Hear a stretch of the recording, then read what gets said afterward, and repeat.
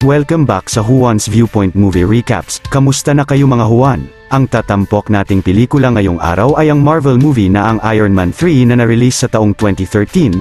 Bago tayo magsimula ay shoutout muna kina Rex Mercado, Robert Bongkin, Poy Poy Guapo, at shoutout daw kay Alan sabi ni Kaloy Mendoza.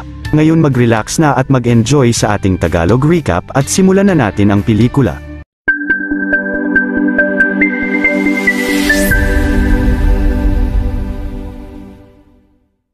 Nagsimula ang pelikula sa pag-alala ni Tony Stark kung paano siya nakalikha ng sarili niyang mga demons sa isang New Year's Eve party noong 1999 sa Bern, Switzerland kung saan nakilala ni Tony Stark rito ang babaeng si Maya Hansen. Sinabihan ni Tony si Maya na umalis na roon at pumunta sa hotel room niya sa syudad upang makita ang kanyang research. Habang papunta sila ng elevator kasama ang bodyguard ni Tony na si Happy Hogan ay biglang lumapit ang disabled na si Aldrich Killian kina Tony at kay Maya at sinabing malaking tagahanga raw siya ng mga gawa nila pagkatapos ay inofere niya sila ng partnership sa organisasyon niya na ang Advanced Idea Mechanics o ang AIM. Ilang saglit ay sinabihan siya ni Tony na interesado siyang makipag-collaborate sa organisasyon niya at nais niyang magkita sila mamaya sa rooftop ng gusali na kinatuwa naman nito. Ngunit si Tony ay pumunta kasama si Maya sa hotel room niya at nakita ni Tony rito ang research ng babae patungkol sa imbensyon niya sa pag-access ng utak ng tao sa pagpapagaling gamit ang chemical na naimbento niya upang hindi na magkasakit o patubuin muli ang limbs ng tao na tinawag niyang extremis at nagsimula na raw siyang pag-eksperimentohan nito sa mga halaman niya. Subalit si Happy ay hinawakan ng ilang beses ang halaman ni Maya roon at pumutol pa ng isang sanga. Mabilis na nag-regrowth agad ang sanga ng halaman na ito pero ito ay biglang sumabog. Sinabi naman ni Maya na ito raw ang glitch ng imbensyon niya na kailangan niya pang ayusin. Samantala si Aldrich ay naghihintay pa rin kay Tony sa rooftop ng gusali.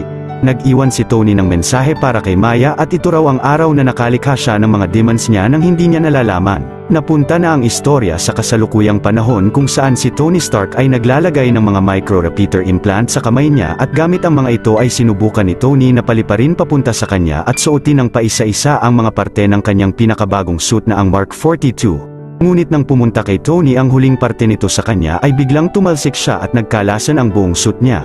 Sa sunod na eksena ay napanood ni Tony ang hinak na live TV broadcast sa buong Amerika ng isang terorista na si Mandarin at sinabi nito rito na siya raw ang nagpasabog ng isang airbase sa Kuwait na puno ng mga asawa at anak ng mga sundalo. Pagkatapos ay nagbigay siya ng mensahe sa presidente ng Amerika na si Ellis na plano niyang magpasabog sa US at kahit kailan ay hindi raw malalaman ng presidente ang pagdating niya. Pagkatapos ng broadcast ay binalita sa TV na hindi matukoy ng gobyerno ang lokasyon ni Mandarin. Ang US President naman na si Ellis ay inanunsyo na upang mapuksa ang teroristang ito ay tinalaga niya para rito si Colonel James Rhodes na dating kilala sa suit niya na ang War Machine suit na ngayon ay may repainted suit at tinawag siya ng presidente na si Iron Patriot. Habang nasa isang diner ay sinabi naman ni Colonel Rhodes kay Tony na nagpasabog ang Mandarin ng 9 na beses sa iba't ibang lugar ngunit hindi nila malaman kung anong device ang ginamit nito dahil wala silang makitang mga parte ng bomba sa mga insidente. Maya-maya ay may 2 bata na nagpa-autograph kay Tony at biglang binanggit ni Rhodes at ng bata ang tungkol sa nangyari sa kanya sa New York noon. Mabilis naman na lumabas si Tony sa diner at agad na sinuot ang kanyang suit na nasa labas. Sa pagka-analyze ng AI niya na si Jarvis ay nagkaroon raw si Tony ng severe anxiety attack na kinagulat niya pagkatapos ay nagpaalam na siya kay Rhodes at agad na lumipad paalis roon.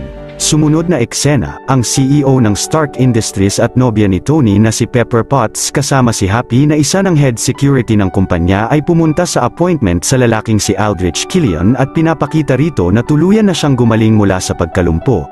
Pagkatapos ay sinabi niya kay Pepper na kahit pa ilang taon nang pinagbawalan ng presidente ang immoral raw na biotech research nila ay nakagawa sila ng proyekto na tinawag nilang extremis at nais raw niya na makipagtulungan ang Stark Industries sa kanyang research organization na ang AIM patungkol dito.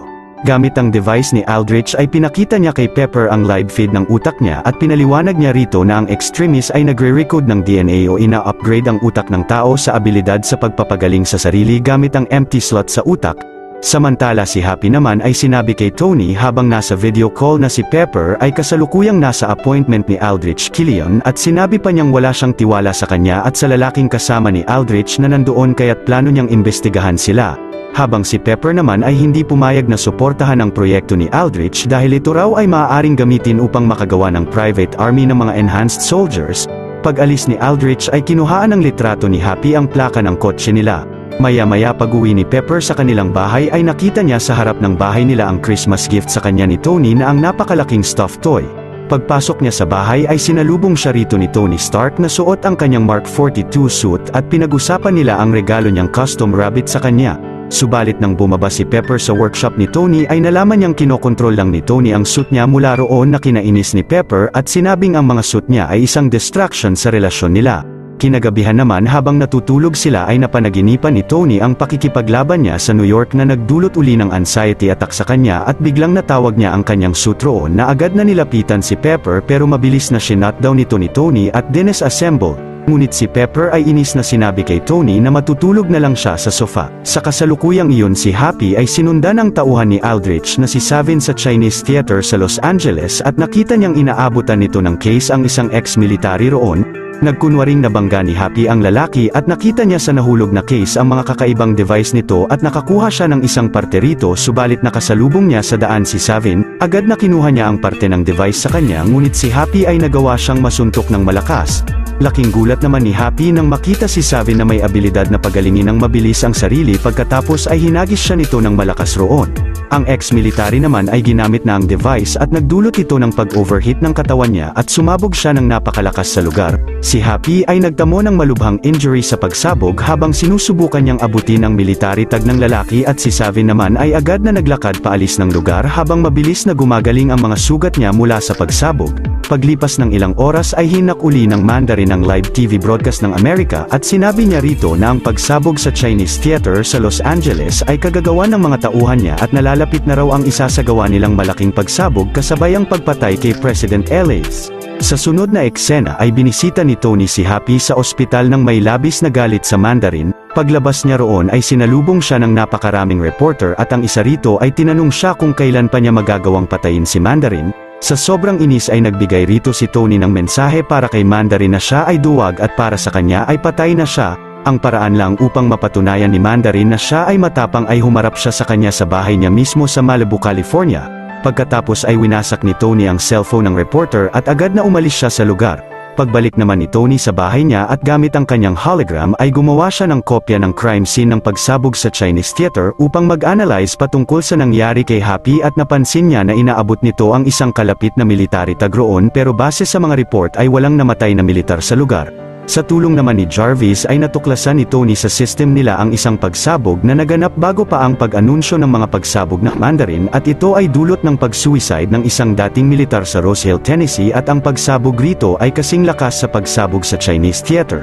Pagkatapos ay nagpagawa si Tony kay Jarvis ng flight plan papuntang Rose Hill, Tennessee para sa suit niya. Dito na nagwawakas ang part 1 ng Tagalog recap natin at ang part 2 ay nasa description ng video na ito. Kung natuwa at nagustuhan nyo ang ating tinampok na pelikula ngayong araw ay maaari nyo rin panuurin ang iba pang mga Tagalog recaps natin sa main page ng ating channel. At syempre huwag nyong kalimutan na mag-like, subscribe at mag-hit ng notification bell dahil marami pa tayong tatampok na exciting na mga pelikula sa mga susunod na linggo. See you on the next one mga Huwan.